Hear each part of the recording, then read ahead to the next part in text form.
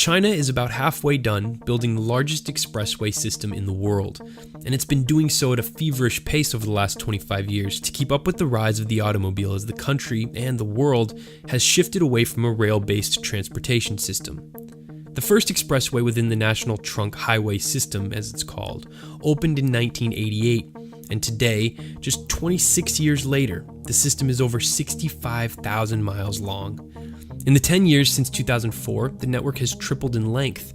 Each year, China's now building new expressways equivalent in length to the distance of going coast to coast and back in the United States. The Chinese system exceeded the total length of the US interstate highway system back in 2011. This crazy expansion has happened because the Chinese have embraced the car at a staggering pace. This next mind-blowing fact pretty much sums up this entire video.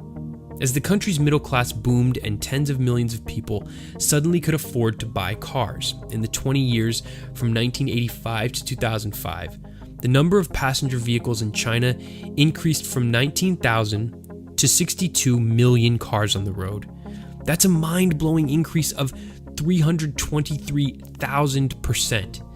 And that 62 million number is more than tripling to 200 million by 2020. That's why we've seen those stories that I thought were a joke the first time I read them, of traffic jams around Beijing stretching over 60 miles and lasting for 11 days.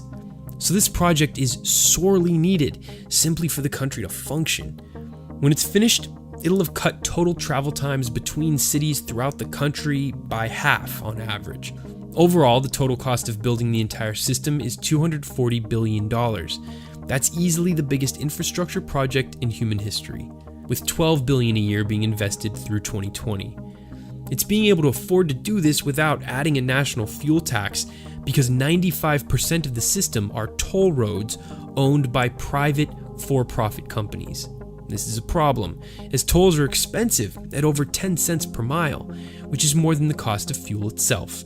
But regardless of how the roads are paid for, or whether you drive in them in your gas or electric car, or ride in a self-driving car in the future, the Chinese economy and quality of life of its people will be significantly better thanks to this ambitious project.